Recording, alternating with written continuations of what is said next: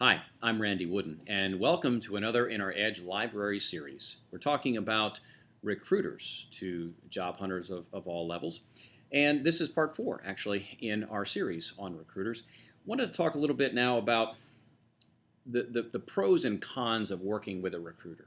I've been a recruiter, headhunter. I've done that, and there are definite advantages to working with someone like me. But, but, it's not the best for everyone. And let me explain about that.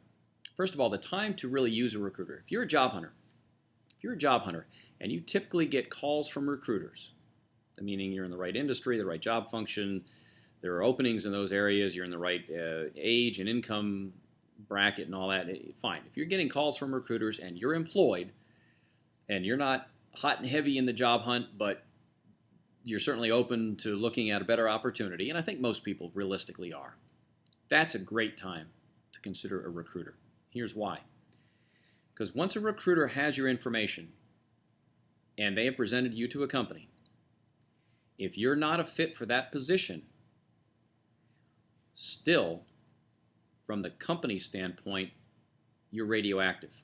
What I mean by that, let's say I try to place you in a position, let's say, I make this up, let's say as a mechanical engineer, and you're really not an exact fit for that position, but perhaps you might be a fit for a position maybe elsewhere in the company.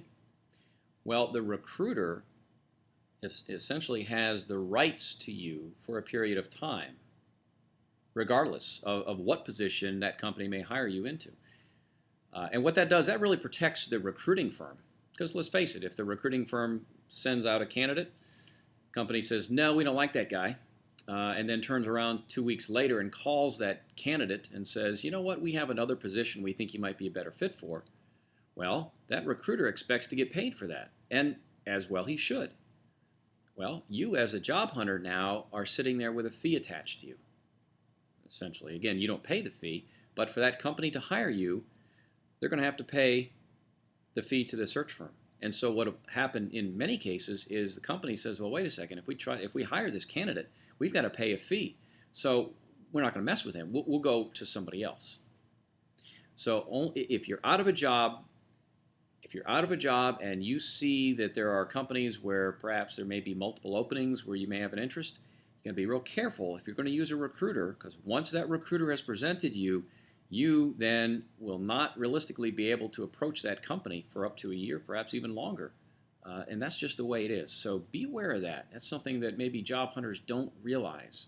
It used to be called the right of referral. And the right of referral was established when a location and a time was set up and confirmed by the company with the recruiter. In other words, an interview had been established. And once that had been established, as a recruiter, I essentially own the rights to that candidate for up to a year. At least that was the arrangement that we always had. And that may have changed over time, and that's understandable. But still, you as a job hunter, you're screened out in many cases. So do be aware of that. But a good time to use a recruiter, again, is when you've got a job, you're not desperate to leave, and a nice opportunity comes by, and the recruiter runs it by you, and you say, you know what, I am a good fit for that position. Sure, go ahead and send my information. Great. But if you're doing that on a stretch where you're maybe a little underqualified or overqualified, I'd back out a little bit and perhaps use my, whether LinkedIn, other online sources, use my networking, and try to find that opening myself. Now I can go in without that recruiter fee attached to my head. I stand a better shot that way, perhaps. Not always, but perhaps a better shot doing it that way than I would if I did use the recruiter.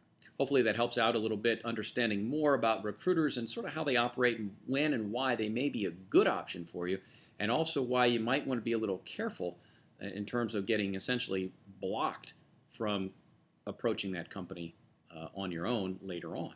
So keep that in mind. That'll wrap it up for this in our Edge Library series, talking about recruiters and part 4. I'm Randy Wooden. Thanks for watching.